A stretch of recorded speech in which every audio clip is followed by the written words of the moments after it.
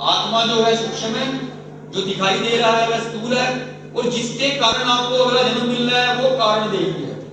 ठीक है जी।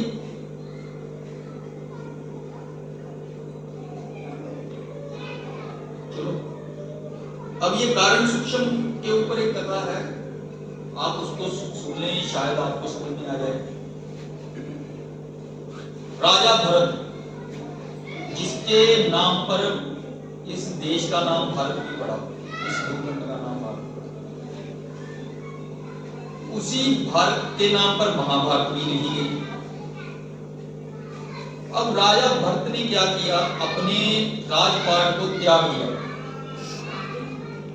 त्याग कर वन में जाके तपस्या करनी शुरू कर दी, मोक्ष प्राप्ति के लिए कि मैं तप करूंगा, मुझे ये नाशवान देवी नहीं चाहिए, मोक्ष के लिए तप करूंगा। वह वन में जाकर कुटिया बना के रहने लगा, आश्रम बना कर। दिनचर्या में वो स्नान करने के लिए नदी पर जाया करता था। एक हिरनी स्वभाव से ही बड़ी कोमल होती है और डर भी बहुत जल्दी आती है, भयभीत भी बहुत जल्दी हो जाती है। एक दिन जब वह हिरनी नदी पर जल पीने के लिए ही गई, वहां पर उसने सिंह की दहाड़ सुनी। वह हिरनी गर्भ से थी, गर्भ में उसके शावक पल रहा था। वो घबराकर अपना गर्भ वहीं पे छोड़ गई, वहीं पे त्याग दिया गर्भ उसने। वो नदी के जल में गिर गया, हिरनी का बच्चा पैदा होते ही नदी के जल में गिर गया और हिरनी वहां से भाग गई, आगे उसका शिकार कर लिया हिरनी। इसी समय के दौरान जो भरत जी थे वो गए हुए थे नदी पर स्नान करने। उन्होंने हिरण का शावक जल में बहता हुआ देखा और उसे निकाल लिया, उसे अपने साथ आश्रम में ले गए, वहां पर जल पिलाया, खाना पानी देने लगे। उनका मोह उस हिरण के साथ जुड़ गया, वो उसे अपने पुत्र से भी अधिक प्यार करने लगे और हमेशा उसके बारे में सोचने लगे। जब कभी वो शावक बाहर चला जाया करता था, दूर निकल जाया करता था, तब वो उसकी चिंता में चिंतित रहते थे कि पता नहीं कहां चला गया, भेड़ियों ने तो नहीं खा लिया, शेर ने तो नहीं खा लिया, मैं तो उसके बिना रह नहीं सकता। और वो उससे ऐसे जुड़े कि मोह उनमें टिका रहा उनका। जब उन्होंने पूजा वगैरह करनी, तब हिरनी का जो शावक था वो सभी सामग्री के साथ उथल पुथल करता था। जब वो उसे क्रोध से डांट डपट देते थे, वो शांति आंखें बंद करके शावक उनके पास बैठ जाता था। तब वो सोचते थे कि बहुत मेरे अच्छे कर्म है, मुझे ऐसा शावक मिला है।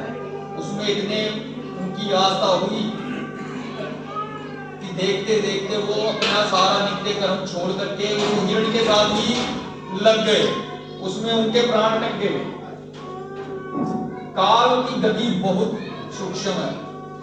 जब काल ने भरत को घेरा, अंतिम समय में वह उस हिरण की तरफ देख रहे थे।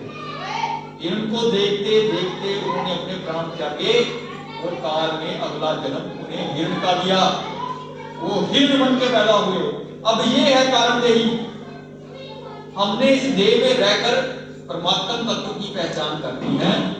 ये शब्द देहों के साथ अपना कोई भी संबंध नहीं रखना, बस एक कर्तव्य रखना है कि इनके साथ रहना है, इनका पालन पोषण भी करना जरूरी है, इनके साथ मोह नहीं रखना। यदि हम अपना मोह इस देह के साथ जुड़ा तो जन्म अवश्य होगा, अगला जन्म अवश्य होगा। उसको कहते हैं कारण देही, जो उस कारण आपको मिलेगी। यदि आपका मोह अपने पुत्र में रहा तो इसकी कोई गारंटी नहीं है कि आप उसके बेटे बन के पैदा होगे, उसके द्वार पर कुत्ता बन के भी पैदा हो सकते हो, आओगे उसी के घर में। वो भी आपके पुण्य कर्मों के ऊपर अर्पित है कि आप क्या कर रहे हो, आपने कितने पुण्य किए हैं कि आपको मनुष्य देही मिल जाए। वही मानव जन्म दुर्लभ है, ये नहीं मिलेगा दोबारा, कभी नहीं मिलने वाला दोबारा। 84 लाख योनियों के बाद आपको ये देह प्राप्त हुई है। इसको खराब मत करो, गुरु ढूंढो, गुरु से ज्ञान लो, नाम दीक्षा लो और अपना कल्याण करो। तुलसीदास जी की भी वाणी है, कलयुग केवल नाम आधारा, सुमर सुमर जब उतरे पारा। कलयुग में केवल एक नाम ही आधार है, जिसको जपो और सुमरन करो और पार लगो। यहां से निकलो, ये लोग हमारे रहने के काबिल नहीं है। मनुष्य जीवन का मकसद ही यही है कि उस सत्य को पहचानो। वो परमात्मा तत्व जो है वो आत्मा है। आत्मा और परमात्मा एक है, ये अलग नहीं है। सबका धारण पोषण करने वाला कौन है? वो परमात्मा है। वो परमात्मा सूक्ष्म रूप से इन देहों के अंदर प्रवेश करके इन सबका धारण पोषण करता है। इनको चला कौन रहा है? कोई ऊर्जा, कोई एनर्जी है, वो चला रही है। गीता में कहा है श्री कृष्ण ने, ओम इते का अक्षरम विहारम माम अनुसुमरन। वो कह रहे हैं मेरा एक मंत्र तो ओम है, इसका जाप करोगे तो शरण देही पाओगे। ओम को जपोगे तो तुम्हें देही मिलेगी, नाशवान देही। ये नहीं कि मनुष्य ही मिलेगी। ओम तत्सत इति निर्देशा, ये ब्राह्मण त्रिविध समर्था। अब ये ओम तत्सत मतलब क्या है? ओम का अर्थ है तीन। ओम का अर्थ है तीन गुण। ये जो ब्रह्म अक्षर ब्रह्म है, इसको तीन तरह से जपता है, रजगुण के द्वारा, सतगुण के द्वारा और तमगुण के द्वारा। इसके ऊपर जो बिंदु है वो क्या है? जो पुरुष का पंचबीज है, और उसके नीचे जो चंद्र बना हुआ है वो स्त्री की होती है।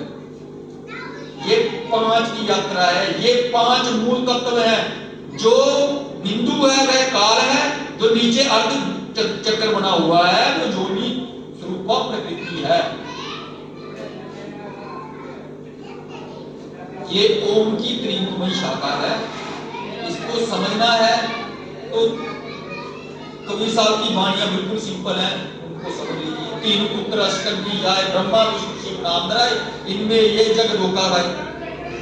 अष्टंगी दुर्गा ने, शेरावाली ने तीन पुत्रों को उत्पन्न किया, ब्रह्मा विष्णु और शिव। इनमें ही जग ध्यान लगा रहा है, यही इनको दोबारा दोबारा उत्पन्न कर रहे हैं, यही इनको मार रहे हैं, यही पैदा कर रहे हैं, यही खा रहे हैं। बस यही है।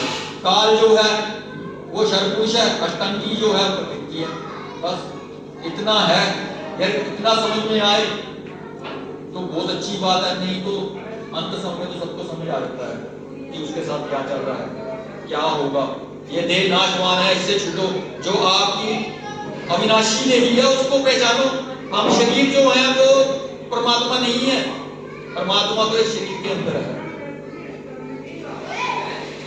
उसका एक जाप है, उसके अंदर आप कैसे टिकोगे, अपने स्वरूप को, निज स्वरूप को कैसे पहचानोगे, उसका एक जाप है जिसको सार शब्द कहते हैं। और उस सार शब्द की पहचान गुरु करवाता है मंत्र के माध्यम से, आपको उस रास्ते पर पहुंचा देता है।